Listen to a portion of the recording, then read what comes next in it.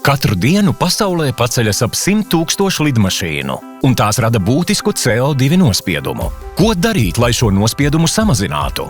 Risinājums ir ilgtspējīga aviācijas degviela, kas top no biomasas izcelsmes izejvielām, piemēram, izlietotas cepamās eļļas, dzīvnieku taukiem, aļģu eļļas, lauksaimniecības un mežsaimniecības atlikumiem, salmiem, šķeldes, nepārstrādājamiem sadzīves un rūpniecības atkritumiem, organisko atkritumu frakcijas, rūpnieciskās gāzes, CO2 un atjaunojamās elektroenerģijas, CO2 apvienojuma ar zaļo ūdeņradi, cukura un cietes, kukurūzas, cukurniedrēm un citiem.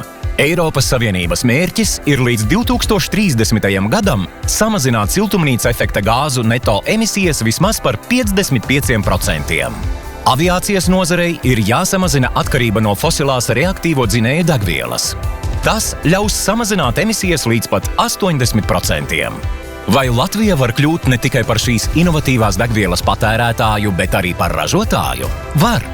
Latvijā jau ir un top piemērota infrastruktūra un zināšanas. 3 lielas ostas ar naftas produktu loģistiku, attīstīta dzelzceļa infrastruktūra, 3 speciālās ekonomiskās zonas, nākotnes plānā Ziemeļvalstu Baltijas ūdeņraža koridors.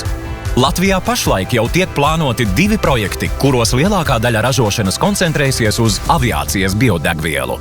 Kāds būs mūsu ieguvums ražojot ilgtspējīgu aviācijas degvielu? Tīrāka nākotne mūsu bērniem. Latvija kā reģionāls ilgtspējīgas aviācijas degvielas centrs ar potenciālu eksportēt uz kaimiņu valstīm.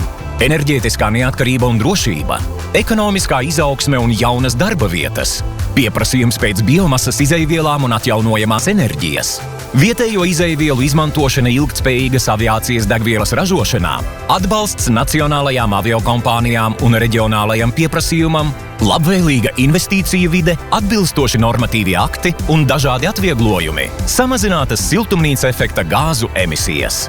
Ilgtspējīgai aviācijas degvielai ir potenciāls kļūt par Latvijas nākotnes eksporta preci.